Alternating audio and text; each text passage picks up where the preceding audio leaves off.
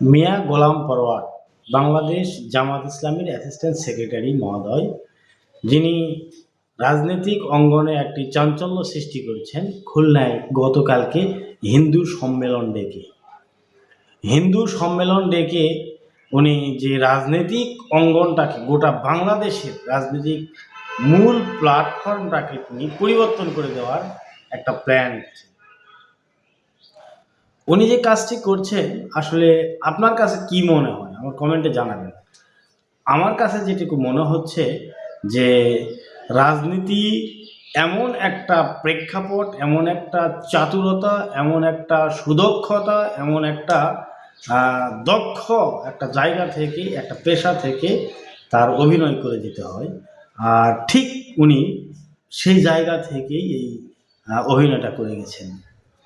কারণ এখন পর্যন্ত বাংলাদেশে হিন্দুদেরকে মানে স্বাধীন রাষ্ট্র হিসাবে বসবাস করার জন্য বলেন, আর স্বাধীনভাবে তাদেরকে সকল অধিকার পাওয়ার জন্যই বলেন, এই দুটি কাজই মিয়া গোলাম পরোয়ার করে দেখালেন।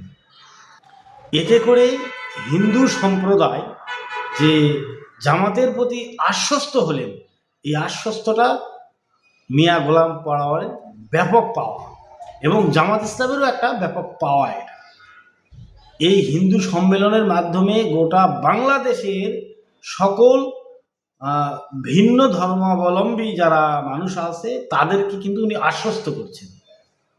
কি আশ্বস্ত করলেন? যে তারা কখনো তাদের নাগরিক সুবিধা থেকে বঞ্চিত হবে না জামাত ক্ষমতায় গেলে। আর কি বলছেন?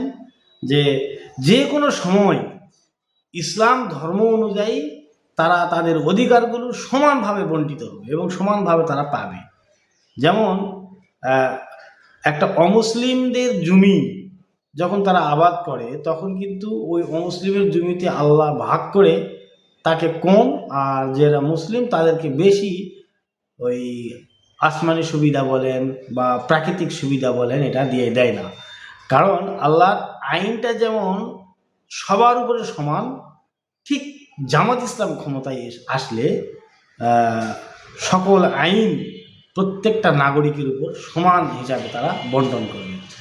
এদিক থেকে কিন্তু উনি যেটাকে বলে হিন্দু সম্মেলন করে সকলকে জানান দিলেন, এটি কিন্তু কোনো দলের মাথার মধ্যে ঢোকেনি। কেউ চিন্তা করেনি যে হিন্দুদেরকে নিয়ে এভাবে একটা সম্মেলন করা যায় বা করা দরকার।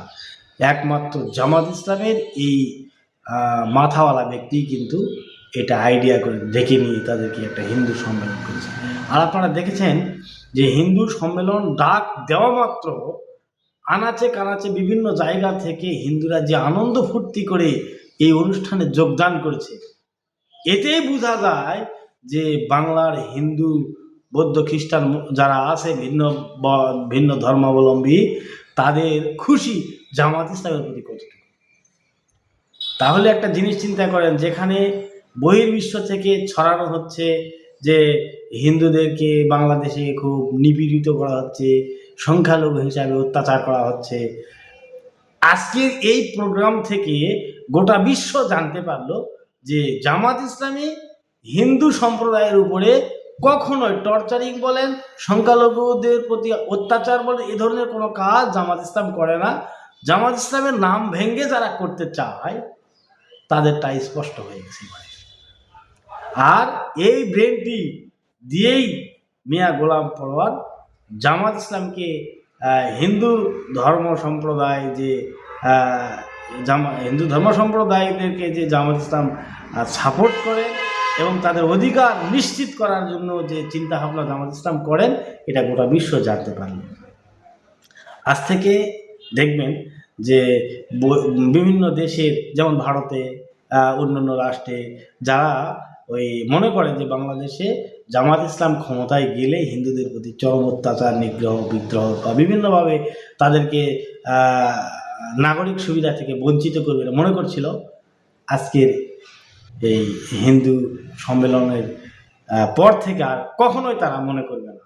কারণ তারা জানে গেছে, বুঝে গেছে যে হিন্দু বাংলাদেশে যারা আছে তারা সবচাইতে বেশি ভালোবাসে জামাত ইসলামকে, আর জামাত ইসলামও হিন্দু সম্প্রদায়দেরকে তাদের নাগরিক অধিকারটা ফিরিয়ে দেওয়ার জন্য যথাযথ চেষ্টা করছে। আপনি কি কল্পনা করতে পারছেন এমন একটা রাজনীতির পয়েন্ট এসে টার্ন ওভার করছে? মিয়া গোলাম পরোয়ারের এই চিন্তা চেতনা উদারতা বাংলাদেশের হিন্দু সম্প্রদায়কে বদলে দিয়েছে। আগামী জাতীয় নির্বাচনটা হিন্দু সম্প্রদায় যতগুলো আছে আমার মনে হয় 95% হিন্দু সম্প্রদায় জামাত ইসলামীকে সাপোর্ট দেবে এবং সমর্থন। সকলকে অসংখ্য ধন্যবাদ জানাই। আসসালামু আলাইকুম।